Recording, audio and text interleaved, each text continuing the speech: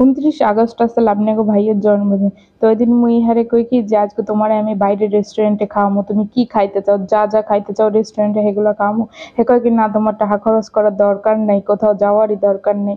মুই কই না আজকে চলো, পরে জোর করে হ্যারে লইয়েছি এই রেস্টুরেন্টে। আশেপাশে আরো অনেক সুন্দর রেস্টুরেন্ট আসলে, কিন্তু মোদের মনে হয়েছে কি এই রেস্টুরেন্ট অনেক খোলামেলা, তারপরে এই যে পাশে এসে পুকুর, ঠান্ডা বাতাস আসতে আসলে ভালোই লাগতে আসলে।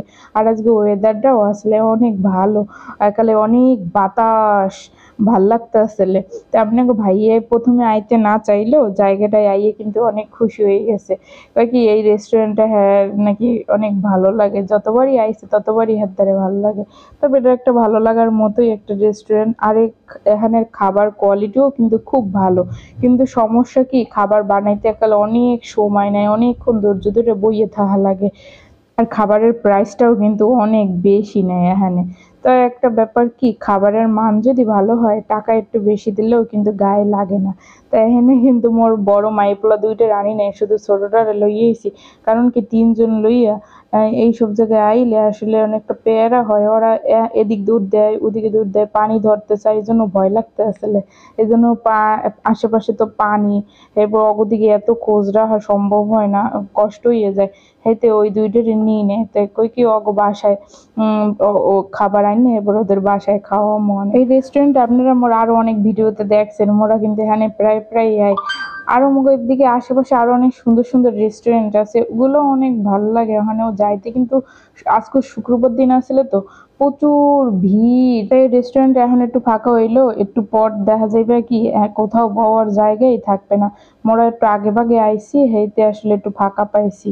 মোর ছোট মাইয়ারে এল্লা যে পরিমাণ বিরক্ত করতে আসলে হেইতেই একালে অসহ্য দিয়ে গেছি। তাই বাকি দুইটা আইলে যে কি করতাম হেই চিন্তা করতে আসি।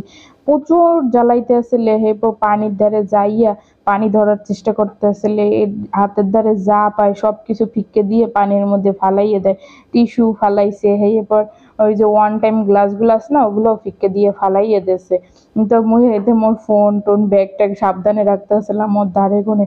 ও একালে বাসায় থাকলেও করে কি জানালা দিয়ে এটা ওটা সব ফালাইয়ে দেয়, পরে আর কোনো কিছুই খুঁজে পাই না। অনেক সময় বাসার নিচে পাই, আবার অনেক সময় মানুষ পাইয়ে লইয়ে যায়। তাই মোরা যে খাবার অর্ডার দিছি প্রথমে মোগল লইগে লাচ্ছিটা লইয়ে এসে। তো ওরা কইছে কি আমার হয়েছে সেট মেনু অর্ডার দিছি, দুইজনে দুইটা আলাদা আলাদা সেট মেনু অর্ডার দিছি। তাই কইছে কি লাচ্ছিটা একটু আগে দিয়ে যাইতে, কারণ ওগুলো সেট মেনু রেডি করতে অনেক সময় লাগে। আগেই কইছি যে আসলে ওদের খাবার রেডি করতে যে সময় লাগে ধৈর্যই ধরে না, এতক্ষণ বইয়ে থাকা যায়। তাই প্রথমে লাচ্ছিটা দিয়েছে, একটু লাচ্ছিটা খাইলাম।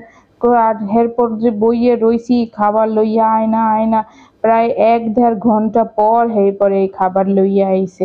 এই লাচ্ছি খেয়েছি কখন, আর খাবার লইয়া আইছে প্রায় ১-১.৫ ঘন্টা পর। তা মোরা খাওয়া টাওয়া শেষ, এখন বাইরেই যাইতেছি। তবে এই রেস্টুরেন্টে কিন্তু বাচ্চাকে অনেক খেলার জায়গাও আছে, সুন্দর সুন্দর অনেক কিছুই আছে। আর এটার এরিয়া বিশাল বড়, পুরোটা হাঁটতে গেলে অনেক সময় লাগবে, এইতে আর হাঁটি নাই।